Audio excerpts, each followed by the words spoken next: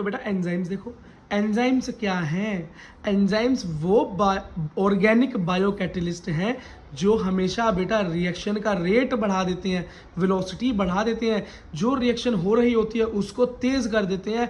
और बेटा खुद रिएक्शन जब ख़त्म हो जाती है, जब प्रोडक्ट बन जाता है, तो बाहर ये अनचेंज आते हैं, एकदम साउथ के हीरो की तरह सबको फोड़ फाड़ कर बाहर निकलते हैं। और कैसे निकलते हैं? अनचेंज्ड। ऐसा मत समझना वो केमिस्ट्री वाला जो याद होगा कि भैया अंदर जाएगा कैटलिस्ट और यूज़ हो जाएगा, कंज्यूम हो जाएगा। ये कंज्यूम नहीं होते हैं एंजाइम, ये एंजाइम वैसे के वैसे बाहर निकल आते हैं, रेट ऑफ रिएक्शन बढ़वाते हैं, काम करवाते हैं और अनचेंज्ड बाहर आ जाते हैं। याद रखना जितने भी एंजाइम हैं वो प्रोटीन के बने हैं, किसके? प्रोटीन के।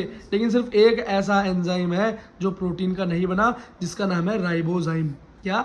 राइबोजाइम। आरएनए में मिलता है राइबोजाइम। तो ये नीट का क्वेश्चन बन सकता है। एक्सेप्शन सब प्रोटीन, सिर्फ एक राइबोजाइम ही ऐसा एंजाइम है जो कि प्रोटीन का नहीं बना हुआ, आरएनए का बना है।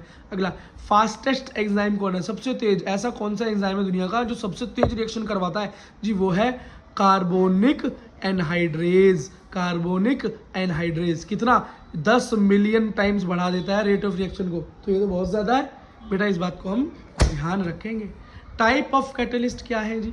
टाइप ऑफ कैटलिस्ट दो तरह के हैं, एक है इनऑर्गेनिक और है ऑर्गेनिक। तो इनऑर्गेनिक जो होते हैं भैया, ये तो बहुत गर्मी लेने के बाद एक्टिवेट हो पाते हैं, इन्हें बहुत टेम्परेचर देना पड़ता है तब जाकर ये अपना काम करना शुरू करते हैं। लेकिन जो हमारे ऑर्गेनिक कैटलिस्ट हैं, जिन्हें हम एंजाइम भी कहते हैं, तो एंजाइम कौन है?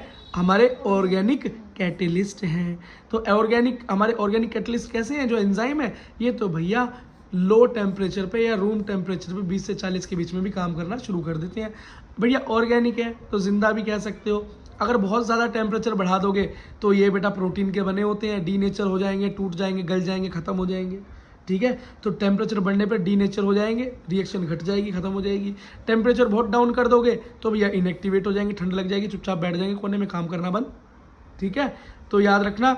लेकिन कुछ ही ऐसे बेटा एंजाइम है, कुछ ऐसे एंजाइम भी हैं, कुछ बैक्टीरियाज में ऐसे एंजाइम भी होते हैं क्योंकि वो बेटा बड़े थर्मोफाइल हैं, बड़ी बड़ी हॉट स्प्रिंग्स के अंदर रह लेते हैं, बड़ी गर्म जगहों के अंदर भी रह लेते हैं, तो हाई टेम्परेचर पे भी काम कर लेते हैं। तो थर्मोफाइल बैक्टीरियाज हैं या माइक्रो ऑर्गेनिजम्स हैं, उनके अंदर जो एंजाइम्स हैं वो हाई टेम्परेचर मतलब 80-90 डिग्री पे भी काम कर लेते हैं। और यहाँ से मुझे एक क्वेश्चन याद आया, बोलो बेटा वो बैक्टीरिया कौन है जो हार्श कंडीशंस में भी जिंदा रह सकते हैं? और जो आंसर देगा कमेंट में डाल देना। ठीक है, कमेंट में डाल देना। ठीक है बेटा।